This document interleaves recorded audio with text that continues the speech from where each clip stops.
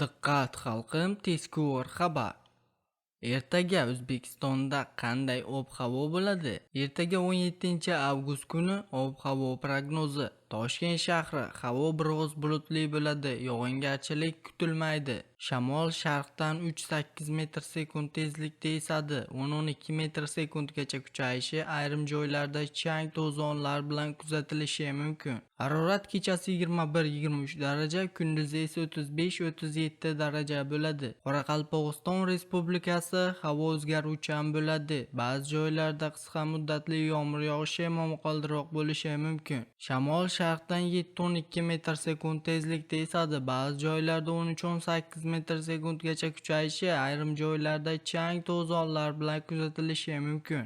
Harorat kechasi 20-25 daraja, kunduzi esa 35-40 daraja bo'ladi. Xorazm viloyatida havo biroz bulutli bo'ladi, ba'zi joylarda o'zgaruvchan bo'ladi, yog'ingarchilik kutilmaydi. Shamol sharqdan 9-14 metr/sekund tezlikda esadi, ayrim joylarda chang to'zonlar bilan kuzatiladi. Harorat kechasi 20-25 daraja, kunduzi esa 35-40 daraja bo'ladi. Buxoro va Navoiy viloyatlarida havo biroz bulutli bo'ladi, yog'ingarchilik kutilmaydi. Shamol sharqdan 7-12 metr/sekund tezlikda esadi, ba'zi joylarda 13-18 metr/sekundgacha kuchayishi, ayrim joylarda chang to'zonlar bilan kuzatilishi mumkin. Harorat kechasi 20-25 daraja, kunduzi esa 35-40 daraja bo'ladi. Toshkent, Sirdaryo, Jizzax viloyatlarida havo biroz bulutli bo'ladi, yog'ingarchilik kutilmaydi. Shamol sharqdan 9-14 metr/sekund tezlikda esadi. Harorat kechasi 18-23 daraja, kunduzi esa 34-39 daraja bo'ladi.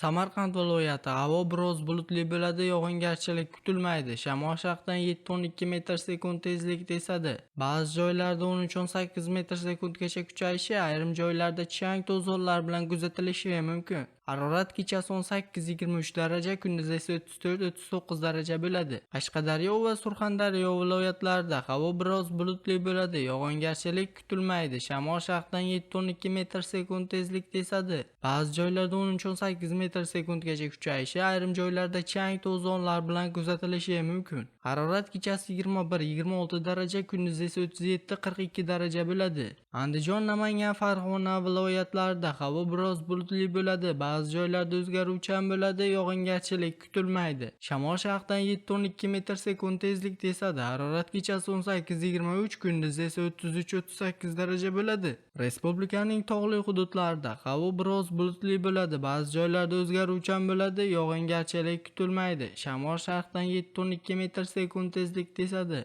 Ba'zi joylarda 13-18 metr/sekundgacha kuchayishi, ayrim joylarda harorat kechasi 14-19 daraja, kunduzi esa 24-29 daraja bo'ladi. Sizga yetkazmoqchi bo'lgan xabarimiz shulardan iborat edi. O'zingiz va o'zgalar hayotiga befarq bo'lmang. Xayr, salomat bo'ling.